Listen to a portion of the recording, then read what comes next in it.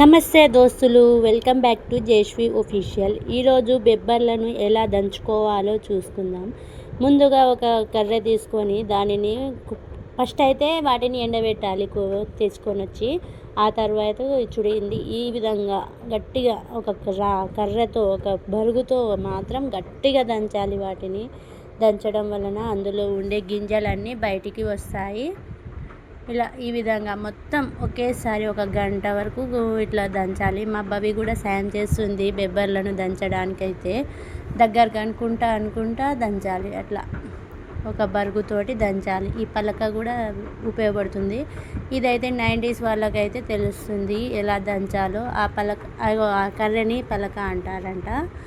మా డోగ్రీ అయితే చెప్పింది. ఇంకా మా డోగ్రీ కూడా ఫామ్లోకి వచ్చేసింది. మా డోగ్రీ వస్తే ఇంకా ఎంత ఎనర్జీగా ఉంటుందో అంత ఎనర్జీగా ఉంటుంది.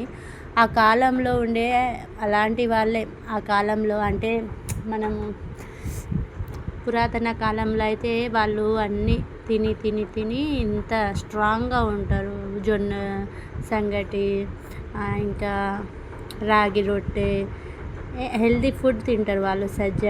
సజ్జదేవ చేస్తారు, అది సంథింగ్ అలా. అంత ఎనర్జీ ఫుడ్ తిని ఇంత స్ట్రాంగ్గా ఉంటారు. మనకైతే ఇంత కొంచెం కూడా చేత కాదు. మనకైతే ఇంత ఎనర్జీగా ఉంటుందంటే గ్రేట్ మా డోగ్రీ అయితే, మా దాది. ఇంకా చూడండి, ఇట్లా ఈ విధంగా దగ్గరకు అనుకుంటా దంచుకోవాలి. బెబ్బర్లను గుగ్గిలు వండుకొనైనా తినొచ్చు, పప్పు వండుకొనైనా తినొచ్చు, ఏ విధంగా అయినా తినొచ్చు. ఇంకా శనక్కాయలలో కొంచెం వేసింది. ఇంకా తెలివిగా ఎక్కువనే కదా మా డోగ్రీకి అయితే, అందుకే కొంచెం దంచుకున్న తర్వాత అయితే ఈ విధంగా పైన ఊకేసేయాలి. అయితే గింజలు అనేవి ఉండిపోతాయి. ఇలా పైన అంట ఊకేసినాక మనం ఒక చాట తీసుకొని దాన్ని అయితే చల్లుకోవడం వలన అందులో ఉండే దుమ్ము ధూళి అన్నీ బయటికి వచ్చేసి గింజలు మాత్రమే, ఆ పప్పు దినుసులు మాత్రమే అందులో ఉండిపోతాయి. కాబట్టి ఇంకా చాట తీసుకొని ఈ విధంగా అంటే చల్లుకోవాలి. మనకి చాట ఎంతో ఉపయోగపడుతుంది. ప్రతి ఒక్క ఇంట్లో చాట అనేది చాలా ఇంపార్టెంట్. అందుకే మా డోగ్రీ కూడా ఇంత పని చేస్తే కొంచెం కూడా అలసిపోదు.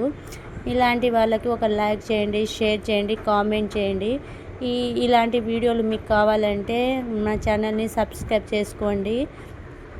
ఇగో ఈ విధంగా ఒకేసారి కాకుండా కొంచెం తీసుకొని ఇంకా చల్లుకుంటూ చాట సాయంతో. లేకపోతే మనము తూర్పు పట్టడం అంటే పైన మన గాలి వచ్చినప్పుడు కొంచెం పట్టుకొని ఇంకా కింద పోస్తారు కదా చిన్నగా, ఆ విధంగా కూడా చేసుకోవద్దు. ఇది రెండో పద్ధతి. ఇంకా గాలి వస్తలేదని ఇంకా చాటతోటి మొత్తం అందులో ఉండే గింజలన్నీ తీసి మంచిగా రాలేదైనా ఉన్నా కూడా ఇంకా చాటతోటి చల్లుకుంటుంది. మా అత్తమ్మకైతే మా డోగ్రీ సాయం అంటే మా అమ్మమ్మ సాయం అయితే ఎంత సహాయపడుతుందో అంత సహాయపడుతుంది. ఇలాంటి వాళ్ళు ప్రతి ఒక్క ఇంటికి ఒక్కరైనా ఉండాలి. ఇగో చూడండి, ఈ విధంగా మొత్తం తీసేసింది. ఇంకా చిన్నగా ఎంతైనా వాళ్ళు చేసే పని మనం చేయలేము.